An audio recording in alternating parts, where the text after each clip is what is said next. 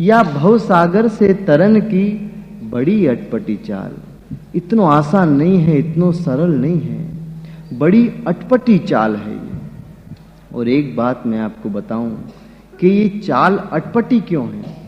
क्योंकि ये जो भवसागर है प्रियजनों, ये अपने श्री जी को बनाए हुए एक खेल है, जाको अपन खेल कहे हैं। जैसे कोई खेल हो है, जैसे बच्चाएं खेलें घर में खेल गेम, अब वो खेल है। अब वह खेल के अंदर जब अपन मोहरान को रखें तो इतनी आसानी से वो शून्य तक नहीं पहुंच सके।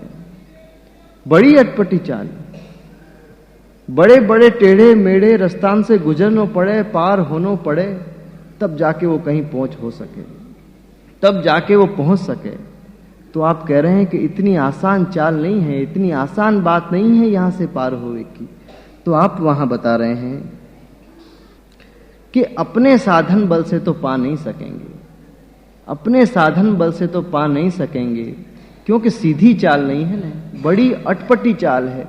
जो जो भी आप साधन करोगे वही साधन आपको थोड़े दिन बाद मालूम पड़ेगा कि ये तो डुबाए हुए को साधन हो गए, मुझको तो पार जानो थो, मुझको तो पार जानो थो, और ये तो डुबाए हुए को साधन हो गए, ये साधन मेरे काम को नहीं है।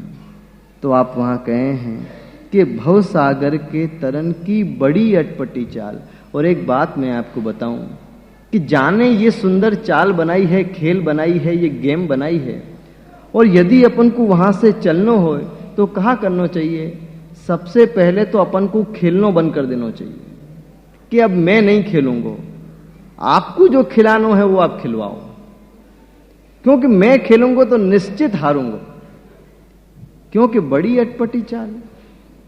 यालिए जाने ये गेम, ये खेल बनाई है, उन्हीं के चरण को पकड़ लो। तो कृपानाथ आप तो जहां पधारोगे ना यहां से, तो आप पधारोगे तो आपके चरणन को पकड़ के मैं भी पार हो जाऊंगा।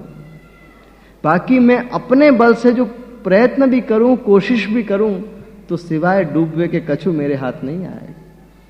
बड़ी अटपटी चाल, छोटी मोटी होती तो काम चल जातो, बड़ी अटपटी चाल।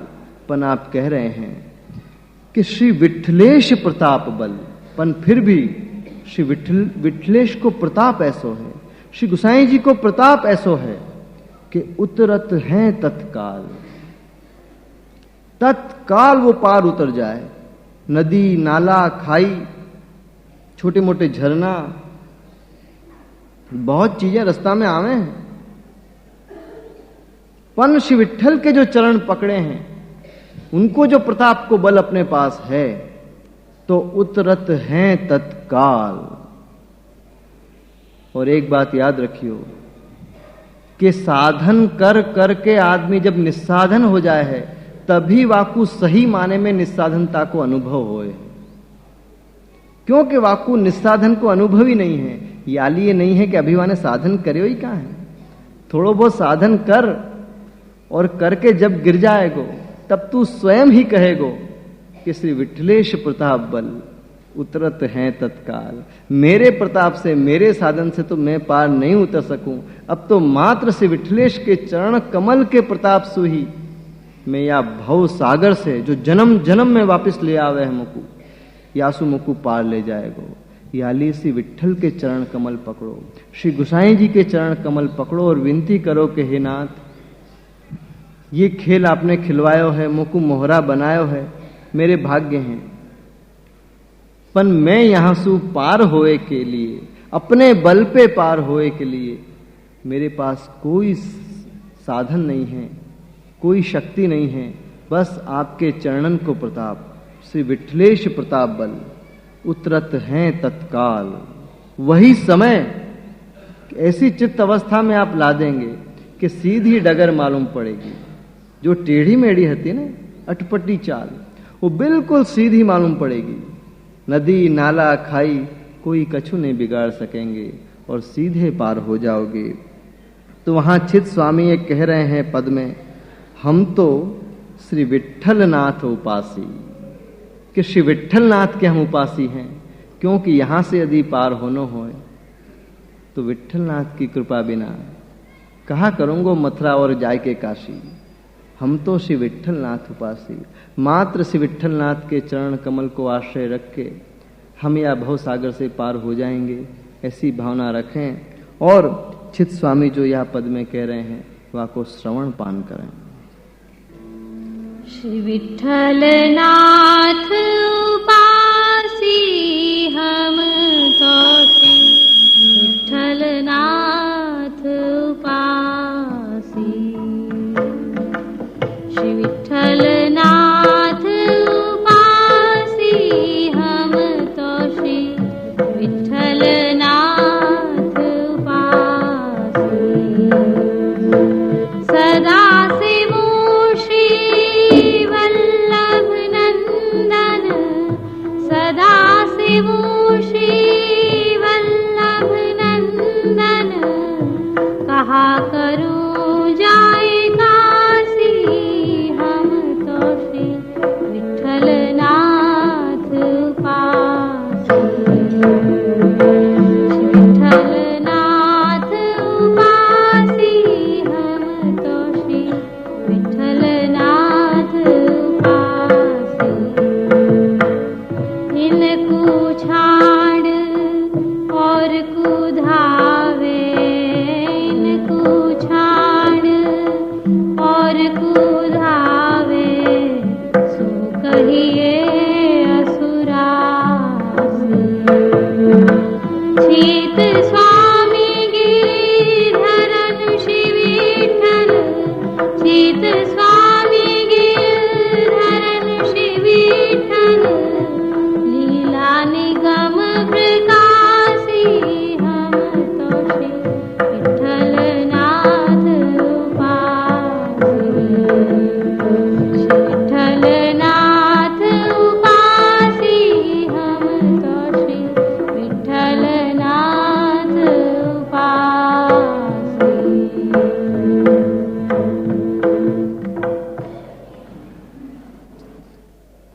मीन रहत जल आसरे, निकसत ही मरी जाए। मीन रहत जल आसरे, निकसत ही मर जाए। त्यों श्री विट्ठलनाथ के चरण कमल चितलाए। आश्रय यदि दृढ़ होए तो ऐसो होए। कितनो सुंदर आपने उदाहरण वहां बतायो कि मीन रहत जल आसरे, कि आश्रय दृढ़ कैसे करनो। आश्रय यदि होए तो कैसो होए और कैसो होनो चाहिए। तो आप कह रहे हैं कि मीन रहत जल आसरे, निकसत ही मर जाए। कि आश्रय यदि श्री विट्ठलनाथ को होए तो मीन जैसो होनो चाहिए, मछली जैसो होनो चाहिए। कि जैसे मीन रहत जल आसरे, मीन जल के आश्रय पर रहे है और ऐसे जल को आश्रय पर रहे है कि निकसत ही मर जाए। ऐसो आश्रय कि जल से बाहर निकाल के वाकू रख दो कि देख तेरे सामने ही तो जल है, क्यों फिक्र करे है, जल तेरे सामने ही है। पर निकसत ही मर जाए कि जल से जो मुंह को बाहर निकालोगे तो मैं बाहर नहीं निकलूंगी, मेरे प्राण बाहर निकल जाएंगे। मीन रहत जल आसरे, निकसत ही मर जाए। त्यों श्री विट्ठलनाथ के चरण कमल चितलाए। कि हे विट्ठलनाथ, अगर आपके चरण कमल से एक क्षण भी जो मेरो चित्त हटे तो मेरे प्राण निकल जाएं, मैं रह नहीं सकूं या देह के अंदर। त्यों श्री विट्ठलनाथ के चरण कमल चितलाए। आश्रय होए प्रियजनों तो ऐसो होनो चाहिए। और सच्ची बात मैं आपको बताऊं, ऐसो होए वही को नाम आश्रय, बाकी कोई आश्रय है? ये कोई आश्रय है कि भयो भयो नहीं भयो? जब तक आश्रय की जरूरत नहीं पड़े वहां तक तो बने रहे, और जा दिन जरूर पड़े वही दिन छूट जाए। जब तक जीवन निर्वाह बराबर चल रहे हो तब तक तो आश्रय दृढ़ रहे, क्योंकि जरूरत ही नहीं। जा दिन आश्रय की जरूरत पड़े कि कोई समस्या आ जाए तो धैर्य और आश्रय दोनों एक साथ छूट जाएं। तो आश्रय की परख तो आश्रय के समय पे हो, कि जैसे मीन को जल के बाहर निकाल दो और फिर भी यदि वो टिक जाए तो बोलो, पर नहीं टिक सके। ऐसो प्रसंग आवे जीवन में, कैसो भी प्रसंग आवे जीवन में, तो भी श्री विट्ठल के नाम बिना वो नहीं रह सके। ऐसी अवस्था वो की वाकी हो जाए कि जैसे मछली की अवस्था है कि मीन रहत जल आसरे और निकसत ही मर जाए। प्रियजनों, मछली को जल में कहां मिलते होएगो? पता नहीं जल को मछली से प्रेम है या मछली को जल से प्रेम है। पर सच पूछो तो मछली को जल से प्रेम है, क्योंकि जल नहीं सूख जाए, मछली निकल जाए तो मछली अपने प्राण छोड़ दे। और कैसे छोड़े है, कभी देखे हो तो आपने, कैसी तड़फे है वो मछली, आसानी से प्राण नहीं छोड़े है। वाके सामने जल होए और यदि वा को बाहर निकाल लियो जाए तो वो ऐसी तड़फ है वह जल के लिए। वाकी तड़फ देखो तो अनुभव होए कि आश्रय होए तो ऐसो होना चाहिए कि तड़फ है वो उछले, जल सामने होते भय वो उछले, कि मुंह सामने नहीं चाहिए, मुंह तो भीतर चाहिए, अंदर चाहिए। छोटे मोटे में वाकू संतोष नहीं होए कि सामने होए तो भी काम चलेगो, वो संतोष नहीं माने हैं। अपनी कई बार अज्ञानतावश भूल हो जाए है प्रियजनों, कि अपन प्रभु जब भी करुणा करना चाहें अपने ऊपर तो थोड़ी सी बात में अपन को संतोष हो जाए। कभी कोई वैष्णव के द्वारा कछु कहवा दी तो आहा करवे लग जाएं। कभी स्वप्न द्वारा थोड़ी सी झलक मिल गई अपन को तो बड़े सौभाग्यशाली मानवे लग जाएं। और यदि आध घंटा सेवा में रह भी गए तब तो कहना ही का, इतने धन्य माने हैं अपने आप को कि मैं इतनी सेवा में पहुंच रहे हूं। पर वास्तव में ऐसा नहीं होना चाहिए। सेवा के समय सेवा में हमेशा मन में उद्वेग रहना चाहिए, अभाव रहना चाहिए कि हे प्रभु, बस लोगन के द्वारा ही कहवाते रहोगे, अरे कब सामने आए के बात करोगे? तो फिर आप कहें कि चलो स्वप्न में बात कर लेंगे, तो स्वप्न में बात करे कि बस महाराज स्वप्न में ही बात करोगे, दिन में आए के कब बात करोगे? और दिन में आए के जब वो बात करें तो कि महाराज खाली बात ही बात करोगे या कछु रस भी बरसाओगे? और रस भी जब वो बरसावें कि महाराज बस इतनो ही रस बरसाओगे, वो रस कहां बरसेगो जो आपने रास में बरसाया तो। सदा वाके मन में या बात को अभाव बने रहे कि नहीं महाराज अभी तो कछु नहीं मिले हो, और अपने लिए भी यह भाव बने रहे कि अभी मैंने भी कछु नहीं करे हो, मैं आपके लिए क्या कर सकूं? पूरा जीवन सेवा के लिए दियो तो आपने, जो आध घंटा सेवा में रह जाऊं तो मानूं कि सेवा में रह गए। सारी चतुराई आपने अपने लिए दी थी, जो थोड़ी बहुत कहीं लग जाए तो अपने को चतुर मान लूं। तो आप कह रहे हैं कि नहीं, आश्रय होए तो ऐसा होना चाहिए कि वाकु संतोष नहीं होए। वहां जैसे मछली को जल के पास भी रखो तो वाकु संतोष नहीं होए, वो तो कहे कि जल के अंदर ही रहूं तो रहूं, नहीं तो रहूं ही नहीं। त्यों श्री विट्ठल नाथ के चरण कमल चित लाए, तैसे ही श्री विट्ठल नाथ के चरण कमल में चित्त लगाओ।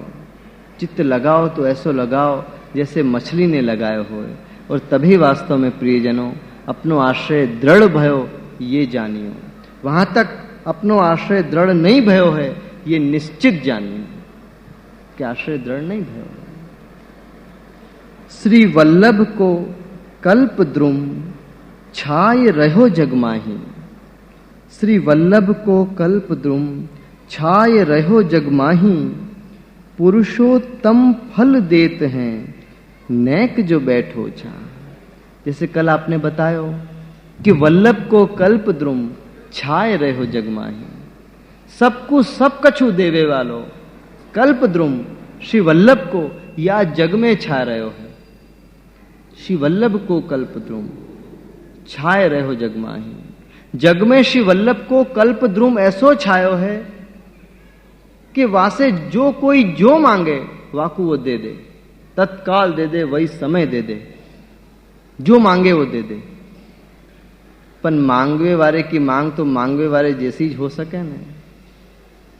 तो आप यहां बहुत सुंदर कह रहे हैं कि श्री वल्लभ को कल्प द्रुम छाए रहो जगमाही, पन पुरुषोत्तम फल देते हैं नैक जो बैठो छा।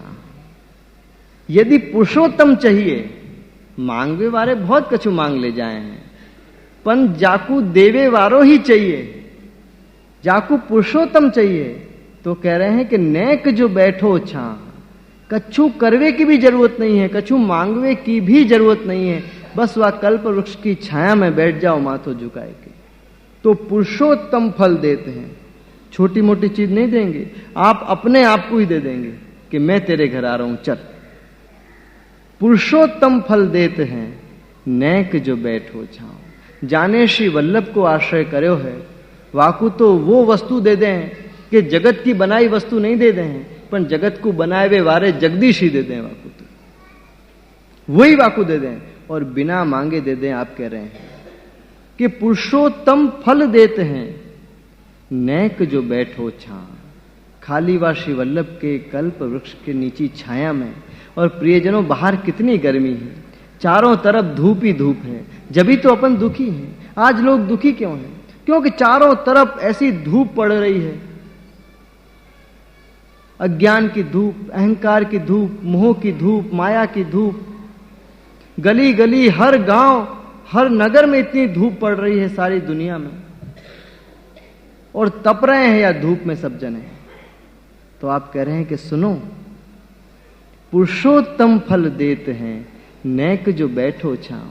अब धूप में थको हारो व्यक्ति यदि आ जाए तो वो पेड़ से कछु नहीं मांगेगो, पेड़ से इतनो ही कहे कि मुझको तुम्हारी छाया में बैठवे दो, मैं बहुत थक गया हूं, इतनो दुखी हो गया हूं, इतनो तप गयो हूं, या बाहर घूमतो घूमतो घूमतो कि अब मुझको शीतल ठंडी छाया चाहिए। तो वल्लभ को कल्प द्रुम, ऐसो श्री वल्लभ को कल्प द्रुम जो अपन को घूमते घूमते मिल जाए प्रियजनों, तो अपने भाग्य की क्या सराहना करनी। तो पुरुषोत्तम फल देते हैं, साक्षात पुरुषोत्तम को आप फल में दे देंगे नैक जो बैठो छाओ। मात्र श्री वल्लभ के चरण कमल को आश्रय रखो प्रियजनों, सब काम करो। ऐसा नहीं है कि जगत में अपन काम नहीं करेंगे, निष्क्रिय होवे की बात नहीं हो रही है यहाँ। क्रिया तो अपन सब करेंगे, पर वह क्रिया को जो फल होएगो, वह क्रिया को जो मुझको परिणाम मिलेगो, वो आपकी कृपा से मिलेगो, मेरे कार्य के बल पे नहीं मिलेगो। बस यह बात को सदा याद रखो, तो आश्रय अपने आप रह जाएगा। क्योंकि कार्य अपने देह सु होए है, याली अपन को यूं लगे है कि मैं कार्य कर रहे हूं, मैं कार्य कर रहे हूं। अब एक वैष्णव होते हमारे वहां, यमुना जी के 41 पाठ करते। मैंने कहा भाई क्यों 41 पाठ कर रहे हो? तो कि यमुना जी की सीधी कृपा हो जाएगी। तो मैंने कहा चलो ठीक है कि यमुना जी की मानो सीधी कृपा हो भी गई तो 41 पाठ के द्वारा भई है, ये मन में भाव आ जाएगा। ये भाव नहीं आएगा कि आपने अनुग्रह करके करे हो, क्योंकि साधन को बल आ गए हो। तो फिर तो मन ये कहेगा कि महाराज पाठ करे हैं तो पधारे हो, कछु कृपा नहीं करी। साधन को बल आ जाए वहां। याली अपन को साधन को बल नहीं करना है, कर्तव्य जरूर करना है, कर्तव्य के बिना नहीं रहना है। सारे कर्तव्य अपन करेंगे, लेकिन वह कर्तव्य को जो परिणाम अपन को मिलेगा वो आपकी इच्छा से मिलेगा, आपकी कृपा से मिलेगा। यदि मेरे करवेशु ही जो मुझको परिणाम मिलतो तो भैया कब को मिल गए हो, तो आज क्यों मिलतो? क्योंकि मैं तो कब से कर रहे हूं, मैं तो कब से कर रहे हूं। पर केवल ये बात मन में आ जाए कि मेरे सारे कार्य को परिणाम आपकी कृपा ही है, आप चाहो तभी मुझको मिल सके, तो सहज में ही श्री वल्लभ को आश्रय दृढ़ हो जाएगा। तो जैसे आप कह रहे हैं कि पुरुषोत्तम फल देते हैं नैक जो बैठो छा। बस नैक आपकी छाया में बैठ जाओ, आंख मीच के बस आपके चरणन में बैठ जाओ कि हे नाथ, बहुत भटके हो, बहुत कछु मैंने पाए की कोशिश करी, पर अब तो सिवाय धूप के भी कछु नहीं मिले। कंठ भी सूख हुए आयो, देह भी सूख हुए आई, अब तो आपकी ठंडी छाया में बैठ जाऊं। तो ठंडी छाया में बैठते ही आप पूर्ण पुरुषोत्तम अपनी गोद में पधरा देंगे कि ये ले। क्योंकि फल पेड़ के नीचे बैठो तो कछु न कछु तो फल पड़े ही, ऊपर से कछु तो पड़े ना। तो तो वहां जो फल पावे हैं अपन, वो पुरुषोत्तम फल देते हैं। वो फल वहां जो गिरेगो गोद में, वो पुरुषोत्तम होएगो, साधारण फल नहीं होएगो जो खाए के अपन गुटली को थूक दें। वो साक्षात पुरुषोत्तम फल होएगो। पर शर्त ये है कि नेक जो बैठो छा, बस थोड़ी सी देर, जरा सी देर, नेक देर, जुआ वृक्ष की छाया में बैठ जाओ तो पुरुषोत्तम गोद में डाल देंगे आप। तो वहां श्री हरिराय जी कह रहे हैं कि अरे मन, क्योंकि मन ही तो भटका हुआ है, मन ही तो सारे फसाद की जड़ है अपनी। तो आप कह रहे हैं कि अरे मन श्री वल्लभ गुण गा, कि मन तू याड़ी वाड़ी जो भटके है वल्लभ को आश्रय छोड़ के, मात्र श्री वल्लभ के तू गुण गा, तो सहज ही श्री वल्लभ सुप्रीत हो जाएगी। वल्लभ को तो प्रीत है ही, पर हमको भी श्री वल्लभ सुप्रीत हो जाएगी। तो हरिराय जी के या पद को अपन श्रवण करके या बात को समझने को प्रयास करेंगे।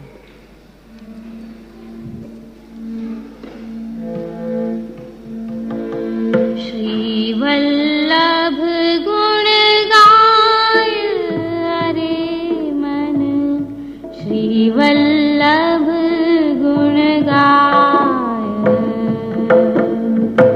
श्री वल्लभ गुण गाय अरे मन, श्री वल्लभ गुण गाय। वृथा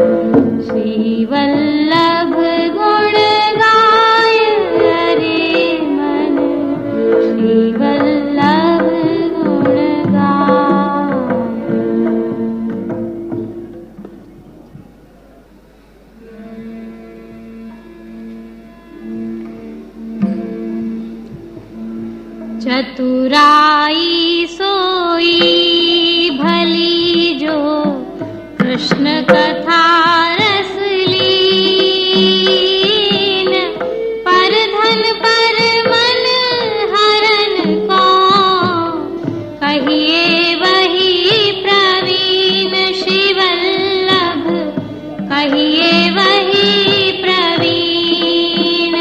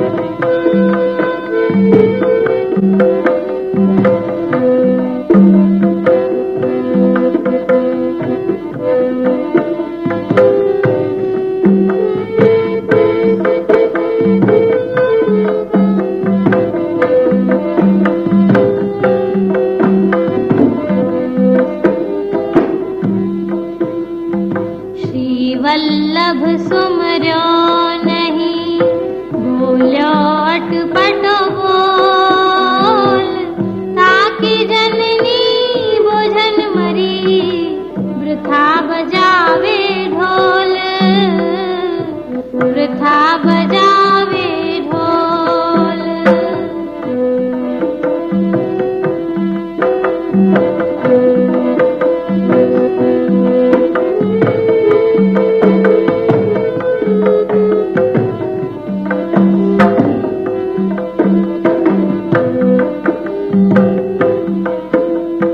घर आवे वैष्णव जब ही, दीजे चार रतन, आसन जलवाणी मधुर, यथाशक्ति सोअन्न, यथाशक्ति सोअन्न।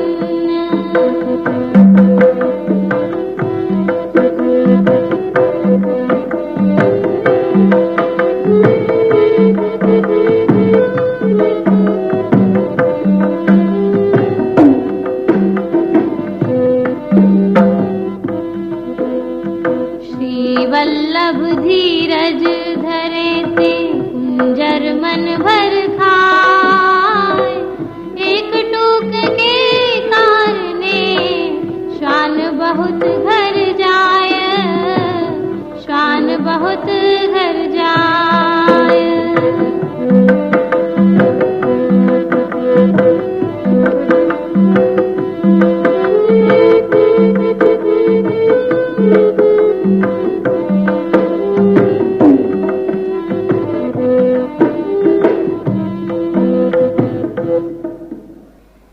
चतुराई सोई भली, जो कृष्ण कथा रस लीन। चतुराई सोई भली, जो कृष्ण कथा रस लीन। पर धन पर मन हरन को, कहिए वही प्रवीण। आप कह रहे हैं कि चतुराई सोई भली, जो कृष्ण कथा रस लीन। चतुराई तो सोई भली, जो कृष्ण कथा रस लीन, कि कृष्ण की कथा के रस में जो लीन हो जाए वही चतुराई।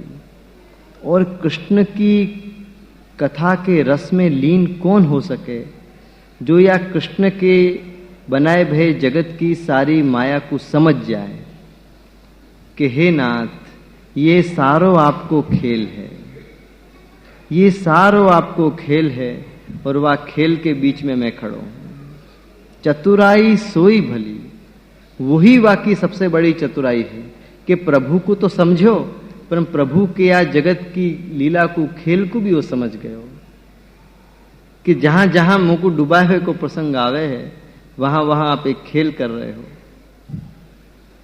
कि अब मैं देखूं तू क्या करे, फिर निकाल लें, फिर ऐसा प्रसंग आवे तो फिर निकाल लें। ये आपकी लीला है, आपको खेल है, पर इन सबन को समझ के अपने आश्रय से वंचित नहीं होके, अपने आश्रय को दृढ़ रख के कृष्ण की कथा में जो लीन हो जाए, कृष्ण की लीला में जो लीन हो जाए, कि सब जगह वो कृष्ण को ही देखने लगे। हर जगह, एक जगह ही नहीं, हर जगह वो कृष्ण को देखने लगे। केवल एक जगह देखेगो तो काम नहीं चलेगा, क्योंकि जो प्रभु पसंद आ गए तो प्रभु को ये जगत क्यों पसंद नहीं आ रहा है। ऐसा हो नहीं सके कभी कि चित्र तो पसंद आवे और चित्रकार पसंद नहीं आवे। यदि कवि पसंद है तो आपकी कविता भी पसंद होनी चाहिए। कवि के अंदर से ही तो कविता जन्मी है, आपकी ही तो सारी रचना है नाथ। ये पेड़ पौधा फूल पंछी आसमान बाजार दुकान घर द्वार, ये सारी आपकी ही तो रचना है। तो जो आप मुझको पसंद आ रहे हो तो आपकी ये रचना मुझको क्यों पसंद नहीं आएगी। एक एक रचना में मैं आपको निहार रहा हूं। चतुराई सोई भली, वही वाकई चतुराई है कि जो यह माया के चक्कर में नहीं आके आपके स्वरूप को समझ जाए। कृष्ण कथा रस लीन, कृष्ण की जो कथा है वहां में लीन हो जाए, और कृष्ण की कथा तो कृष्ण की लीला ही हो सके। और ये सारी कृष्ण की लीला है, याद रखियो प्रियजनों। कभी प्रभु को और प्रभु के बनाए भय सारे जगत को अलग मत समझिए। फूल पसंद आवे तो ऐसा हो सके कि बाकी सुगंध पसंद नहीं आवे, ऐसा नहीं हो सके।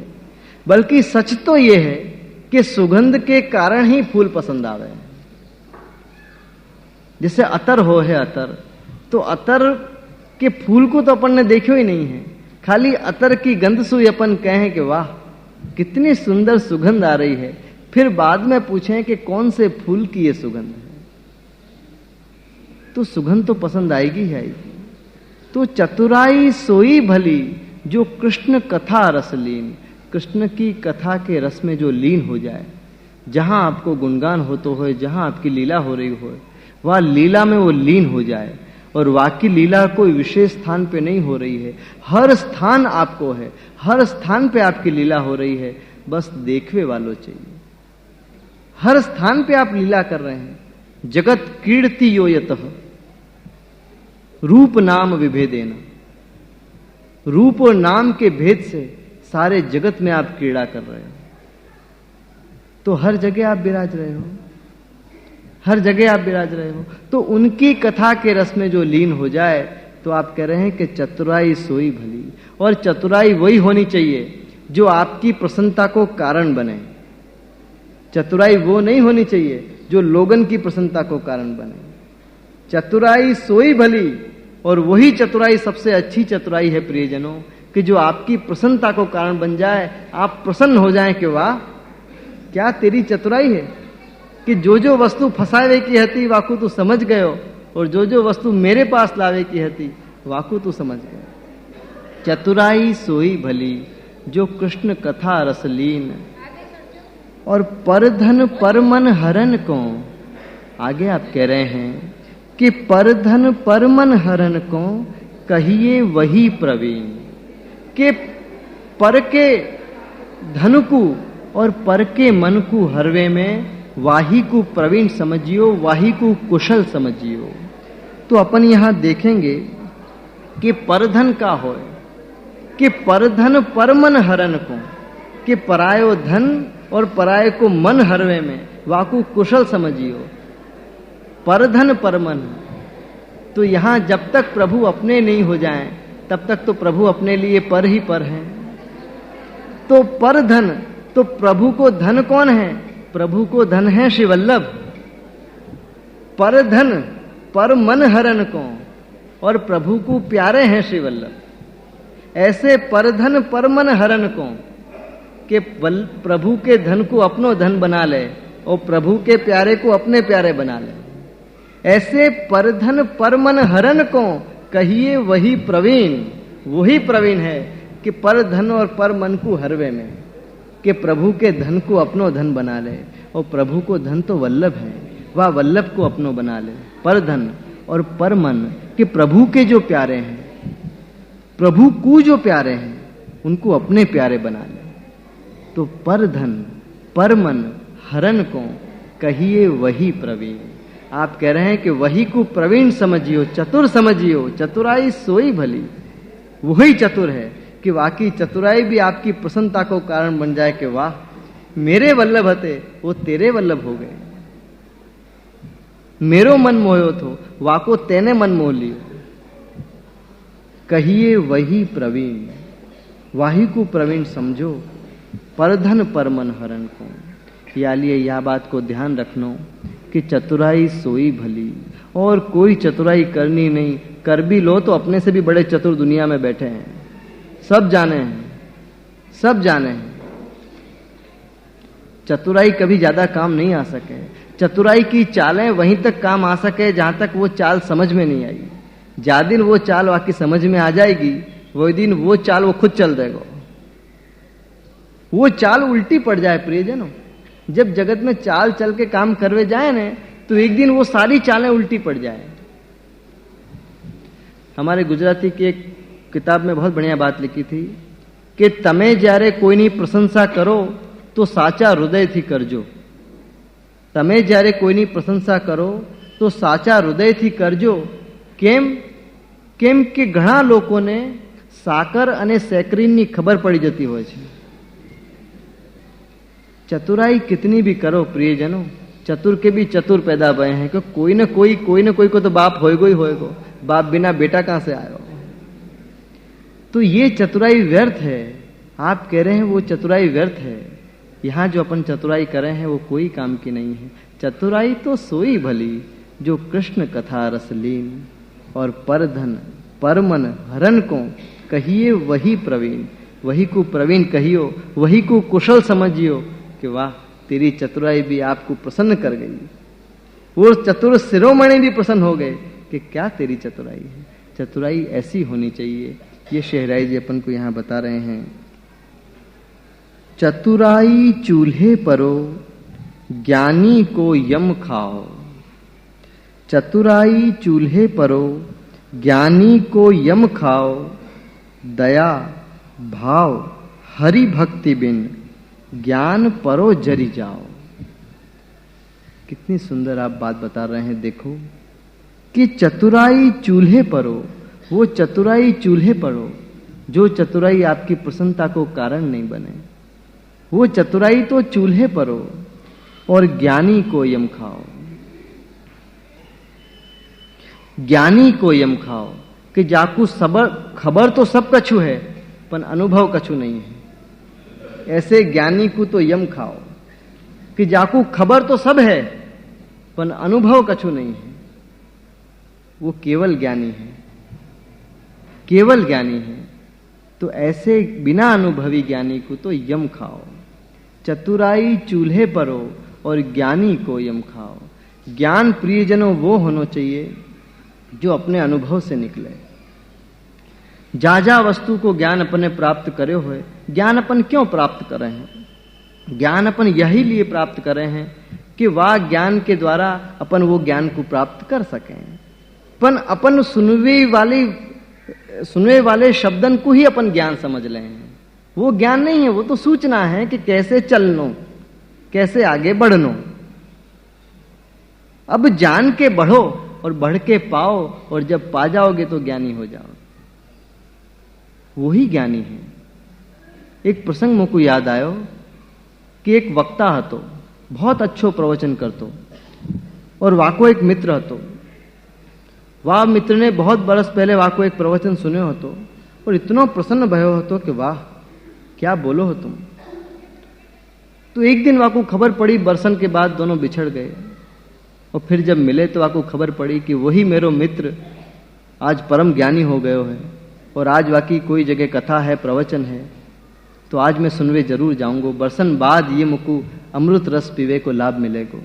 तो वो गयो और बैठ के वाने उनको सारो प्रवचन पान करे और सुन्यो. और जब सुन लियो तब वो जो मित्र हतो वक्ता, वाने अपने मित्र से पूछी कि कहो मित्र आज कैसो लगे. तो वहां के मित्र ने कही कि भैया आज तो मैं बिल्कुल उदास हो गयो. आज तो मैं बिल्कुल उदास हो गयो. तो वाको बड़ो आश्चर्य भयो वाके मित्र को कि कमाल है, तुम तो मेरी सराहना करते, मेरी तारीफ करते थे, इतनी दूर से मुझको सुनवे आए हो और कह रहे हो कि आज तो मैं उदास हो गए हो. कहा कारण है तुम्हारी उदासी को? तो आने बहुत सुंदर जवाब दियो. वाने कही भैया मैंने बहुत बरस पहले तुमको सुने थो और तुम वैसे ही होगे, यही सोच के मैं यहाँ आयो थो. पर आज मैंने घंटा भर तुमको बोलते भय देखे, पर तुम तो वहां में से कछु बोले ही नहीं हो. तुम तो आज एक शब्द भी नहीं बोले हो. तो आपको मित्र कहे कि कहा कह रहे हो, 1 घंटा भर में बोले हो और तुम कह रहे हो कि मैं आज कछु बोले ही नहीं हूं.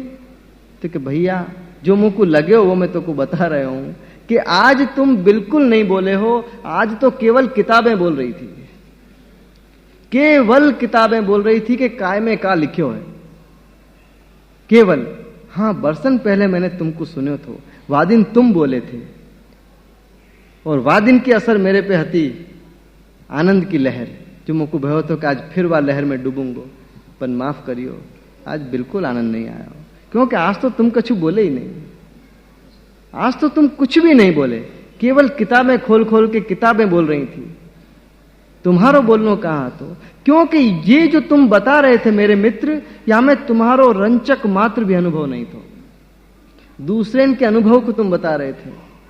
याली मैं तो यहां तुमको सुनवे आयो थो, मुझको मालूम होती कि किताबें बोलने वाली हैं तो भैया मेरो घर भरो पड़े हो, मेरो घर भरो पड़े हो किताब अंशु, वहीं पढ़ ले तो, इतनी दूर क्यों आतो। पर ज्ञान जब प्रियजनों अनुभव से नहीं निकले हैं तो केवल वो सूचना हो जाए है, केवल सूचना। अनुभव से जब वो निकले हैं तब वो ज्ञान। ले हमारे ताजी आज्ञा करते कि जाकू अनुभव नहीं है और खबर सब है, उनको जानकार कहना चाहिए, ज्ञानी नहीं, कि वो जानकार हैं, सब जाने हैं। तो वह बात में वजन होए, भार होए वह बात के अंदर, वह बात में असर होए, चोट करे, दिल की बात निकलेगी तो दिल तक पहुंचेगी, वजन होएगा वह के अंदर। तो आने कही कि आज तो तुम कछु नहीं बोले। तो यहां बता रहे हैं कि चतुराई चूल्हे परो और ऐसे ज्ञानी को तो यम खाओ। ऐसो जो ज्ञानी होए कि जाके पास केवल खबर ही खबर होए पर अपनो अनुभव कछु नहीं होए, तो ऐसे ज्ञानी को यम खाओ। और दया भाव हरि भक्ति बिन, के अंतर में जो दया नहीं है, भाव नहीं है और हरि भक्ति नहीं है, तो दया भाव हरि भक्ति बिन ज्ञान परो जरी जाओ। वो ज्ञान को करूं का जो आचरण में नहीं आयो, वो ज्ञान जो आचरण में आ जाए तो दया आवे, भाव आवे और भक्ति आवे। पर प्रियजनों याद रखियो, जा दिन वास्तव में आदमी को ज्ञान हो जाए तो वाको लक्षण यही है कि वाकू ज्ञान होते ही सबसे पहले अपनो अज्ञान दिखवे लग जाए। ज्ञान को लक्षण ये है कि ज्ञान होते ही सबसे पहले वाकू अपनो अज्ञान दिखवे लग जाए कि मेरे से बड़ो अज्ञानी कोई नहीं है। यह ज्ञान प्राप्त करवे को सबसे बड़ो लक्षण है। और दया भाव हरि भक्ति तो सहज वा के अंदर आ जाएगी जब दैन्य जागेगो। तो देखिए होएगो अपने पेड़, जब में फल लग जाए तो पेड़ झुक जाए ना, और जा फल पेड़ के ऊपर फल नहीं लगे हैं वो तनो भयो रहे, क्योंकि फल ही नहीं है, रस ही नहीं है वहां के पास। वही पेड़ झुके हैं जिनमें रस वाले फल लग गए हैं। तो आप यहां अपन को शिक्षा दे रहे हैं कि ऐसो ज्ञान व्यर्थ है, ज्ञान ऐसो कोई काम को नहीं है जाके अंदर दया नहीं है, भक्ति नहीं है। ज्ञान परो जरी जाओ। तो आप कह रहे हैं कि चतुराई चूल्हे परो, ज्ञानी को यम खाओ, और दया भाव हरि भक्ति बिना ज्ञान परो जरी जाओ। वो ज्ञान व्यर्थ है, ऐसे ज्ञान को ज्ञान ही नहीं कहना चाहिए, वो तो अज्ञान है, वो ज्ञान नहीं है, वो तो अज्ञान है। यानी आप कह रहे हैं कि दया भाव हरि भक्ति बिन ज्ञान परो जरी जाओ। यदि वो ज्ञान भी कह रहे हो तो वो तो जल जानो चाहिए। यदि ऐसो ज्ञान हो तो ज्ञान यदि ऐसो है तो जरी जाओ, ऐसो नहीं होना चाहिए। और होए तो आप कह रहे हैं चली जाओ। आगे आप कहे हैं श्री वल्लभ सुमिर्यो नहीं, बोल्यो अटपटो बोल। श्री वल्लभ सुमिर्यो नहीं, बोल्यो अटपटो बोल। ताकि जननी बोझन मरी, वृथा बजाए ढोल। जन्म को भी आप वृथा कह रहे हैं कि वृथा है वाको जन्म, वाको जन्म वृथा है यहां। ताकि जननी बोझन मरी, बेकार वाको बोझ वाने अपने पेट में 9 महीना तक ढोयो। क्यों? कि श्री वल्लभ सुमिर्यो नहीं, वल्लभ को आने स्मरण नहीं करो। अरे प्रियजनों, अपन को कोई छोटी मोटी चीज भेंट में दे दे न, तो अपने घर में जब वो चीज को देखें तो भी वाकी याद आवे कि वाने दी थी। आवे कि नहीं आवे? तो जाने इतनो बड़ो मानव देह दियो, वाकू देख के याद क्यों नहीं आवे? वाह देह को देख के वाह देह देवे वाले की सहज याद आनी चाहिए थी। अरे छोटी मोटी चीजन को देख के अपन को याद आ जाए कि देखो ये तो उनने दी थी। और जिनको ये विश्वास हो जाए है कि मेरी चीज को देख के भी या कोई याद नहीं आएगी, वो लोग वाके ऊपर नाम लिखवा के दें कि हमारी तरफ से भेंट। क्या भरोसा याद आवे ना आवे। पर आप कह रहे हैं कि श्री वल्लभ जो सुमिरो नहीं, कि या मनुष्य देह को प्राप्त करके श्री वल्लभ को जो स्मरण नहीं करे हो, वो प्यारे सो जो प्यार नहीं करो, वो आप प्यारे की जो याद नहीं करी, स्मृति नहीं करी, तो आप कह रहे हैं कि श्री वल्लभ सुमर्यो नहीं और बोलो अटपटो बोल, ऐसो बोल बोलो जो समझ में नहीं आ रहा है कि कहाँ बोल रहे है और क्यों बोल रहे हो।